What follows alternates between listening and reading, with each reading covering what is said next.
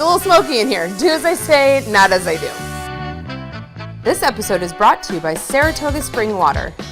Elevate every moment with Saratoga's award-winning taste and signature blue bottle. Hi everyone, I'm Meredith Abbott, Culinary Director for Sur La Table, and welcome to On the Table. Today I'm making a beef Wellington. This showstopper recipe doesn't have to be so intimidating to make at home as long as you focus on the individual steps.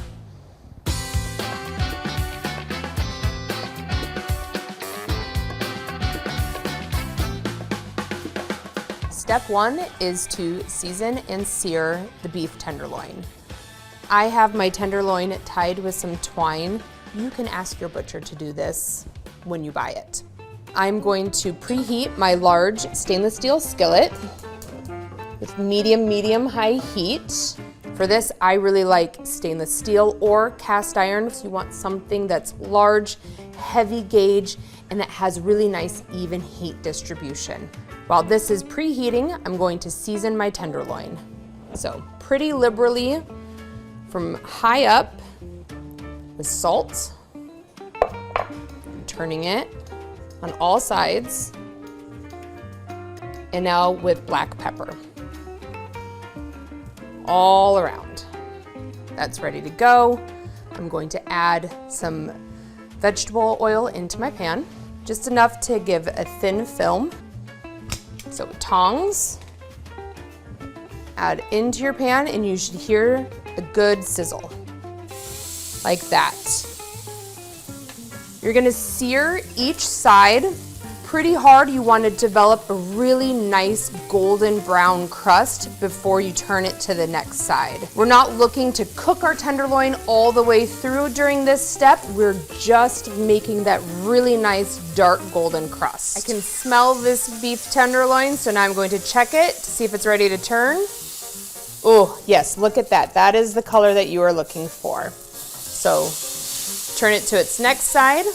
While this is browning, I'm going to make a mixture that's going to get painted onto this after it cools. So I have horseradish and Dijon mustard. And mix these together with some black pepper.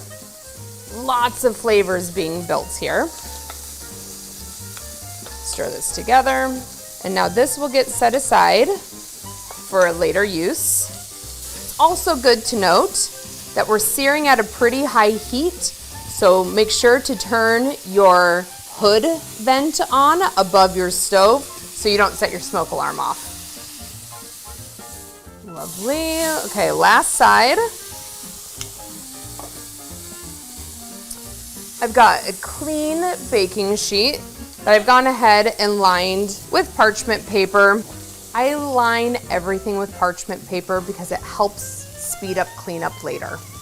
Okay, the tenderloin has a nice sear on all sides. I'm gonna turn the heat off. Grab this, put it on to my rimmed baking sheet. And now this is going to go into my refrigerator until it's chilled.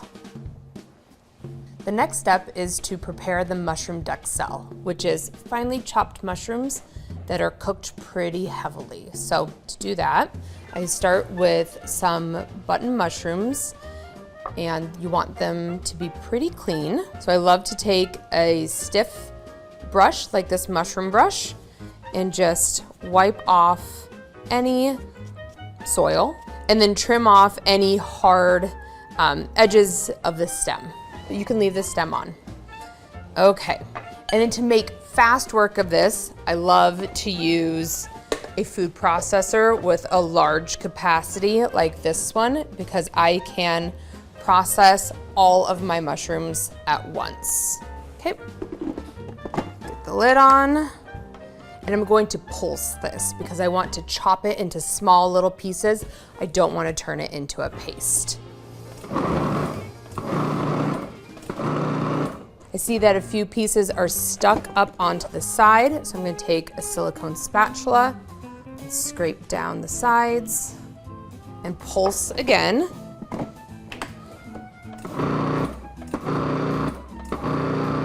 There you go. Okay, that's looking good. Now I'm going to preheat my skillet. You can use the same skillet that you seared your tenderloin in if you want to. I'm going to melt my butter. The butter is melted. Now I'm going to tip in my mushrooms into my skillet. Give your mushrooms a stir to coat them in the butter. And we're going to cook this until the mushrooms start to release their own liquid, and then they start to brown after that. So it'll take a few minutes. My mushrooms have been cooking for a while. You can see that they have reduced in volume quite a bit. They're more dehydrated now. The key to this step is you want the mushrooms to be dry. If they're too wet, your whole beef Wellington will be soggy. So this step, it's really important to cook your mushrooms so they're dry. Getting some nice, beautiful golden brown on here. So I'm going to add my sliced shallots. Start cooking those. Give this a stir and some thyme as an aromatic and some freshness. Make sure you're scraping the bottom of your skillet. For this step, I love to choose a wooden spoon that has a flat angled edge to it like this, so I can really scrape and get all of that fond up. You're going to cook this until the shallots have become fragrant and softened, and they have also released some of their moisture and cooked out. This will take about 2 minutes. All right, my onions are nice and wilty. They're super fragrant. I'm going to add in some cognac. Careful, always away from you. Go in 2 additions if you need. And now really scrape up all of those brown bits from the bottom of the pan. And you're going to cook this while scraping until it's basically dry, and it shouldn't take very long. Let that cognac completely cook out. And if you're using a nice large skillet like this, it should go very quickly. Now I'm going to add in some heavy cream for some more richness. And that goes. So we add a non-traditional ingredient to our beef Wellington, which is soy sauce. And what that does is really enhance that umami savory flavor. Stir this in. Okay, this is all combined and kind of cooked down a little bit. So I'm going to turn the heat off. I'm going to taste and adjust the seasoning. Just take a little bit.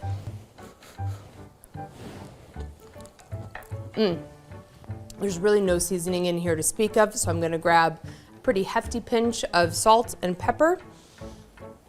Again, we want to season every layer and every step to this recipe as we go. And now we have transformed chopped mushrooms into mushroom Duxelles. I'm going to put this into the refrigerator to chill. All right. As you can see, I have a lot of things laid out in front of me. What I'm going to start with is my chilled tenderloin. Don't forget to snip off your twine. Nobody wants to eat that. Take the horseradish and Dijon spread that we mixed earlier. Spoon that on top. This is going to add a lot of punch of flavor onto the tenderloin, but it's also going to help adhere the Duxelles to the tenderloin. I like to take a silicone brush, and you're just going to kind of paint it all the way around. Don't forget the ends too. Get it all the way around. You can do it with your hands if you'd like. Okay, I've got it completely painted. It's looking good. I'm gonna wash my fingers and move on to the next step. You want to set yourself up for success with a nice large clean space. Lay down some plastic wrap, and on top of that is Philo. Now the Philo is the base, and it's just going to help hold everything together. And on top of this, I'm going to shingle some thinly sliced prosciutto. This dish is just layer on layer on layer of flavor. Leave yourself a border on the top and the bottom so it sticks to itself. This doesn't have to look perfect, but try to get even coverage because you're going to spread the mushroom duxelle over, and having this good base layer is going to give you a perfect surface for that spreading. Okay, and now the mushroom duxelle. This is nicely chilled. Everything that we're working with right now is cool. Start by kind of spreading it out like this first. And then I like to use an offset spatula. It just helps really move ingredients around without tearing this delicate dough and the delicate prosciutto below it. Try to get your duxelle into a thin, even layer on top of your prosciutto. Use your tenderloin as a guide for really the width that you need. And that's where you want to focus the majority of your duxelle. We want this to really envelop all the way around that tenderloin. Good. Okay. You're gonna pick up your tenderloin, place it at the bottom edge, and then you can use the plastic wrap closest to you to help pick up that phyllo and start wrapping, just like so. All the way around, bring it towards you, like that. And then you're gonna wrap it completely in that plastic wrap, like that. Kind of try to get it pretty tight in there, like so. Wrap it all the way around, tighten up the ends, tuck them under. We'll trim those ends off. But now, we want to get this back into the refrigerator to set. Okay, hard work has paid off, almost done. Last thing to do is to wrap the tenderloin in puff pastry. I'm going to just pick this up and measure to see how much more I need to roll it out. I want to make sure that there's enough space on each side to cover the ends and completely encase it. So I'm gonna roll it out just a little bit more on each side. And to make sure my puff pastry doesn't stick to my board, just gonna cast a little bit of flour down onto the board. All right, just take it a little bit bigger in each direction. All right, this should be good. Great. Okay, I'm going to unwrap the tenderloin. Set this on an edge. Before I start rolling, I'm going to egg wash this exposed pastry so that it really adheres to itself. So I have an egg wash with a beaten egg. Just paint the inside of that pastry. This acts like a glue. There we go. And now, get my fingers under there, just start rolling. Like so, great. You want to end up with that seam on the bottom. Perfect. You can bring it towards you a little bit. And on the sides, just like a present, make sure that these seams are tight, tuck in, and pinch it together. And you can trim off with a paring knife any excess and just pinch those edges. We want to seal in any juices, so really pinch that dough together on those edges. I kind of tuck in the sides like so, trim off any excess with a little paring knife or scissors and pinch that shut. We don't want any juices leaking out. Now that that is rolled up, check my bottom seam. That's nice and tight. Okay, I have a rimmed baking sheet that I have lined with foil. Carefully transfer this seam side down. I'm gonna take my egg wash and brush it all over. This is going to encourage that beautiful shiny lacquer and that browning of the pastry. Get all around, even on those edges. And then I just like to do a simple decoration. So I just take a really sharp paring knife and the very tip of it, I start at one end, lightly, very lightly drag. I'm not even going all the way through the pastry. I'm probably getting maybe halfway through. I'm just letting the weight of the knife dictate how deep it's going into the pastry. And about, what is that, every 2 inches or so, I'm doing a cut on the diagonal. Again, just letting that tip of that knife dictate how deep it's going. And then one final thing, take some flaky, beautiful finishing salt and sprinkle it on top. The egg wash will let it adhere. Okay, now I'm ready to go into my preheated oven.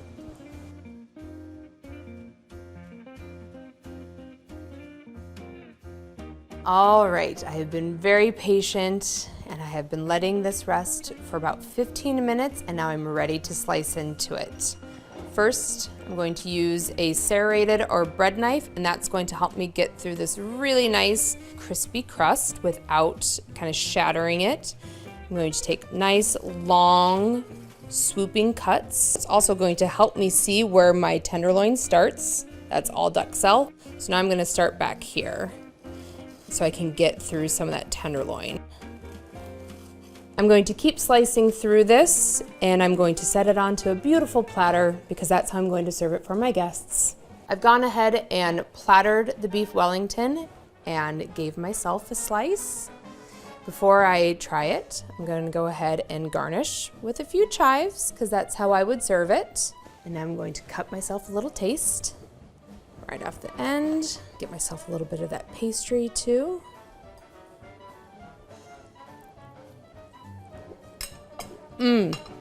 That tenderloin is perfectly seasoned and seared. There's a little kick from the Dijon and horseradish. It's super savory from that mushroom Duxelles, and that pastry is just perfectly crispy. This recipe just really sings. I hope you enjoy. Saratoga Spring Water is the perfect pairing for today's recipe. Saratoga Sparkling's bubbles complement the rich flavors of this beef Wellington.